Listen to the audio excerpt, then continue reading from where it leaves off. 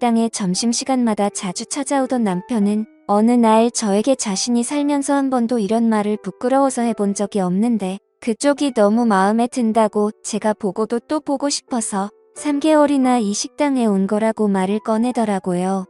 저는 진짜 몰랐거든요. 남편 회사 근처에 있는 식당이라 그저 자주 오는 남편을 보고 우리 식당 밥이 입맛에 맞는가 보다라고 생각을 했었죠. 남편은 근처에 번듯한 회사를 다니고 있었습니다. 저는 대학을 졸업하긴 했지만 사실 그렇게 좋지 못한 대학이었고요. 딱 봐도 남편은 이미지가 연봉 높은 대기업에 다닐 것 같아서 없지 않아 좀 부담스러운 것도 있고 갑작스러운 말에 저는 생각 좀 해보겠다는 말을 하였습니다. 그 이후 남편은 처음이 너무 힘들었지 저에게 마음을 표현한 이후부터 더욱 안달이 났는지 이제는 점심이 아니라 저녁까지 찾아와서 매일 같이 한 번만 자기랑 데이트하자고 졸라댔었습니다. 결국 저의 부모님도 알게 되시고는 너터 웃음을 지으시면서 그래 저렇게 매달리는데 한 번은 만나줘 보라고 말씀하시며 저 사람이 어떤 사람인지 기회는 줘도 되지 않겠냐는 말에 저는 기회는 무슨 그저 너무 잘난 사람이라 내가 나중에 까일까봐 걱정이라는 말에 부모님이 쓴 웃음을 지으시더군요. 그렇게 남편의 성화에 못 이겨 데이트를 시작하게 되었습니다. 남편은 제가 생각했던 것보다 더 대단한 사람이었습니다. 그냥 식당 근처가 회사촌이라 회사 직원인 줄 알았던 남편은 회사 직원이 아니라 알고 보니 한 회사를 이끌어가는 대표더라고요. 물론 직원이 아직 8명밖에 없는 조그마한 스타트업 회사 대표라고 그리 큰 것도 아니라는데 월 매출이나 순이익은 들을수록 제가 상상도 못해본 수준이었고 학교 또한 명문대를 졸업한 남자였습니다. 그래서 첫 만남 이후에 집에 와서 곰곰이 생각하다가 진짜 이건 아닌 것 같다고 자기와 너무 차이가 나서 부담된다니까. 밤에 남편은 저를 찾아와 손을 붙잡고 잠시 끌고 나가더니 저에게 이렇게 말하였습니다. 내가 모자란 인간이라서 안 된다면 이해는 하겠는데 그게 아니라 단순히 너무 차이가 나서 부담된다고 거절하는 건 난 도무지 이해가 안 된다고. 나는 내가 잘났다고 자랑한 것도 없고 그저 정말 지금까지 열심히 살아온 걸 말한 것뿐이고 누구를 만나든 정말 내 자신이 떳떳하고 싶어서 그런 거였다는 말에 저는 남편에게 말하길 제가 당신을 만나면 제가 떳떳하지 못하다니까 그 떳떳하지 못하다는 것을 내가 채워주면 되지 않냐고 내가 그만큼 잘하면 되지 않겠냐는 말로 무작정 저를 설득하더군요. 저는 그런 남편의 끈질김도 끈질김이었지만 그렇게 자꾸 매달리니 가랑비에 옷 젖는 줄 모른다는 말이 맞는지 어느새 남편에게 정이 들어버려서 끝내 사귀게 되었습니다. 솔직히 사귀면서 제 속마음은 내심 그저 저를 한두 달 만나다가 지치게 되면 금방 헤어지겠지라는 생각을 했지만 생각과 다르게 저희는 1년이라는 시간을 만나게 되었고 남편은 저에게 프로포즈까지 해서 결혼까지 하게 되었습니다. 남편은 자기가 입 밖에 내뱉었던 대로 여자들한테는 숙맥인 수준이라 처음 본 여자한테 말 건다는 건 진짜 상상도 못할 수준이었지만 책임감이 엄청 강해서 자기가 한 말은 반드시 지키려고 하는 노력하는 남자였습니다. 이런 남편의 좋은 성격이 결혼을 하고 나서 저에게 엄청난 스트레스가 될 줄은 결혼할 때까지만 해도 저는 전혀 몰랐습니다. 남편은 자신이 전셋집도 있고 그냥 저보고 몸만 들어와서 살라고 청혼했는데 그게 어디 말처럼 쉽나요?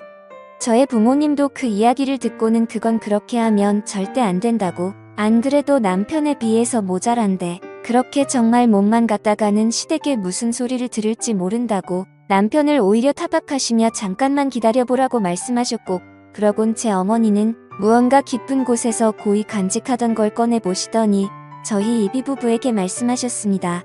딸 결혼을 지원해주려고 정말 고이고이 조금씩 모아둔 돈이라며 1억이 들어있는 통장과 도장을 내주셨습니다. 그 이후로 제가 걱정되었던 건 바로 떨리고 떨리던 시댁이었죠.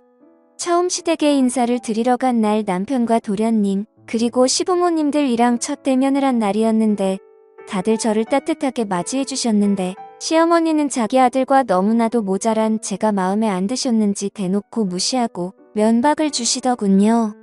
시댁이 잘 사는 줄 알았지만 그것도 아니었습니다. 남편 스스로가 성공해 나가는 과정이라 본인 전세와 집 그리고 모은 돈이 꽤 있을 뿐이지 시댁은 그저 평범한 집안이었고요. 남편이 버는 돈의 일정 부분을 시댁 살림살이 넉넉해지도록 지원해주는 수준이었습니다. 시댁의 차와 가구, TV 등 전부 다 남편과 도련님이 해준 거더라고요. 도련님도 남편이랑 성격이 많이 닮았는데 무려 동생은 의사였거든요. 이 집은 자식 농사를 진짜 잘 지은 케이스였고 다행히 아들 둘 다 성격은 시아버지를 닮아서 책임감이 강하고 약자를 돌보는 그런 성격이었어요. 시어머니는 그런 아들 일세를 엄청나게 부리는 여자였습니다. 첫 만남부터 제가 그리 마음에 안 드는 걸 대놓고 표현했지만 상견례에서 부모님 앞에서까지 그럴 줄은 몰랐어요. 상견례 식당에서 종업원이 음식을 가져다 주자 음식 장사하는 것들은 몸에서 음식 냄새가 배어서 근처에만 가도 코가 막힌다는 말을 저한테 대놓고 할 정도였죠. 저밖에 못 들어서 다행이었지 누가 봐도 저와 제 부모님을 비하하는 발언인 것을 알았습니다. 제가 너무나도 서운해서 나중에 그런 사실을 남편에게 말하자 남편은 제가 잘못 들었겠지라며 믿질 않더군요. 자기 엄마가 돈은 좀 밝혀서 그렇지 그런 경우 없는 소리를 하시진 않을 거라면서요. 그래서 저는 시어머니의 발언에 대해서 제가 잘못 들은 거라고 세뇌했습니다. 그렇게 결혼을 하고 나서도 저는 부모님 식당에 나가서 일을 하자 시어머니는 어느 날 저를 불러서 언제까지 그 부엌대기 같은 천한 일 계속할 거냐며 그것도 자기 아들 회사 근처에서 직원들한테 부끄럽게 뭐하는 짓거리냐며 저를 보자마자 소리를 질러대더군요.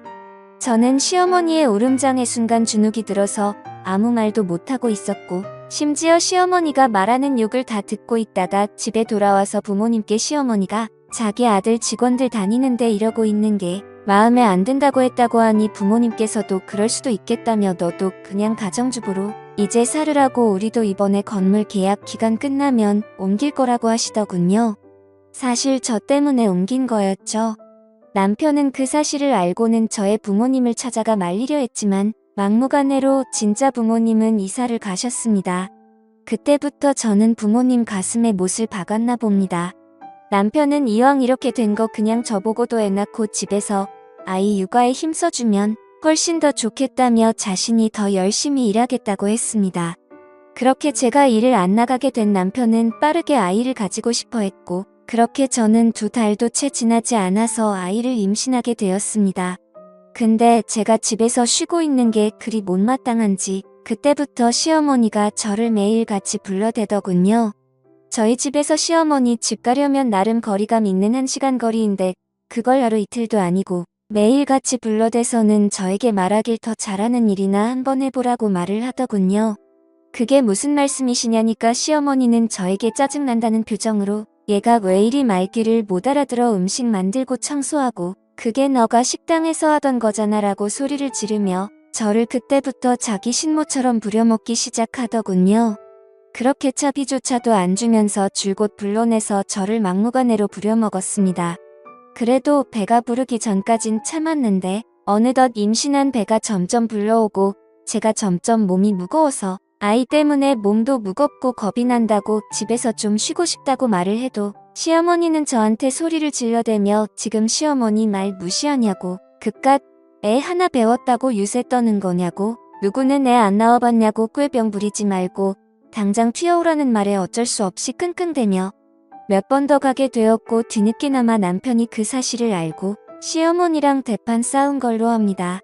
그 이후로 시어머니는 제가 출산하기까진 안 불렀지만 남편에게 요구하는 게 한두 가지가 아니었어요.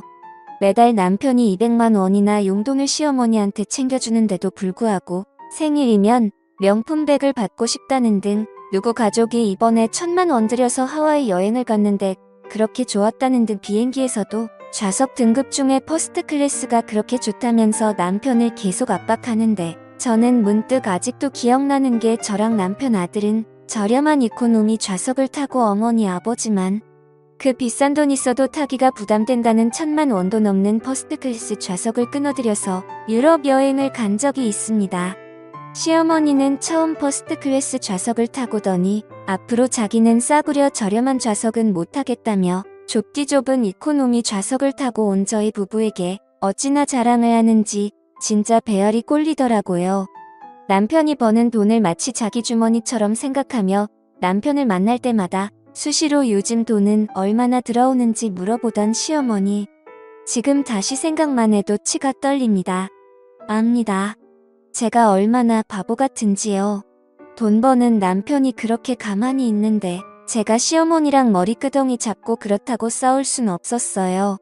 아니 미련하고 바보라서 용기가 안 났었던 게 맞았습니다.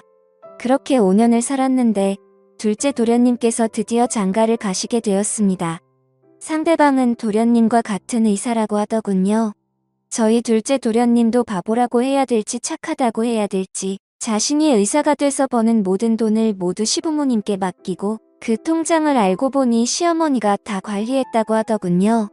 웃긴 게 결혼할 때 이 미친 시어머니가 그 둘째 도련님의 돈을 다 써버려서 집안이 아주 발칵 뒤집히며 난리가 났었죠. 뭐 시어머니 말로는 주식 투자한다고 어디 넘어가서 묻어놨는데 지금 오븐에 한 토막이 되어서 뺄 수가 없다며 난리치는 시어머니에게 시아버지가 이혼한다고 소리 지르고 집안이 아주 개판 난리가 났었습니다. 결국 착한 아들 둘이 그런 아버지를 말리고 도련님은 돈이야 뭐 다시 벌면 된다 말하고 제 남편이 급한 대로 일단 도련님에게 돈을 빌려주었습니다. 정말 이 사건 덕분에 그동안 시어머니가 관리하던 도련님 통장 그대로 돌려받았다네요.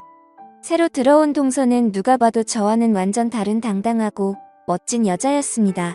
정말 저 같은 여자랑은 차원이 다른 본인 자신에 대한 자신감이 매사에 넘치는지 기죽지도 않고 자신감 있게 답변을 다 했고 시어머니는 그런 동서가 마음에 안 드는지 동서가 나가고 나서 이죽이면서 한다는 말이 어디 어린 것이 새파랗게 눈을 뜨고 또박또박 말대꾸를 하냐며 혼잣말을 하는데 참 진짜 자기 꼴을 모르더군요. 그때부터 시어머니의 어줍잖은 동서 길들이기가 시작되었습니다. 저한테 한 짓거리를 동서한테 똑같이 하려 했지만 동서는 저와 다르게 만만치 않았어요. 시어머니 전화를 대놓고 무시하며 일한다고 바쁘다고 받지도 않았어요. 그 이후로 동서가 저한테 전화가 와서 말하길 형님 그동안 어떻게 이런 걸 당하고만 사셨냐며 자기는 절대 이렇게 못 산다고 말하더군요. 그때부터 동서와 시어머니의 신경전이 시작되었죠. 시어머니는 대놓고 둘째 도련님 돈들을 들고 가려고 하셨고 맨날 명품이다 어디 가고 싶다고 말하면 동서는 결혼할 때 한 푼 안 보태주셔놓고 바라시는 게 너무 많으시다고 면박을 주더군요. 진짜 옆에서 어찌나 속이 시원하던지 대박. 시어머니는 동서에게 그 말을 듣고는 얼굴이 울그락불그락해져서는 시어머니 말이 말 같지 않냐고 소리를 질러댔고 동서 역시 안 진다는 말투로 말 같은 소리를 해야 말을 듣죠. 어머님이 어디 나가서 1,000만 원 벌어와 보세요. 자기들 결혼식에 주식 도박질이나 하시다가 아들 돈까지 다 날려서 사실상 도움 하나도 준 것도 없으시면서 맨날 명품의 해외여행에 현실적으로 드라마 좀 그만 보시고 이제는 좀 정신 차리시라고 동서가 시어머니에게 쏘아붙이자 내심 저의 남편과 둘째 도련님도 맞다고 생각하는지 동서를 말리기는커녕 아무 말도 안 하고 있자 시어머니는 아이고 늙으면 죽어야 된다고 하더니 갑자기 짐을 싸서 나가버리더군요. 와 그날 동서랑 전화하면서 너무 속이 시원해서 고맙다고 했었죠. 그러더니 결국 사고를 쳤습니다.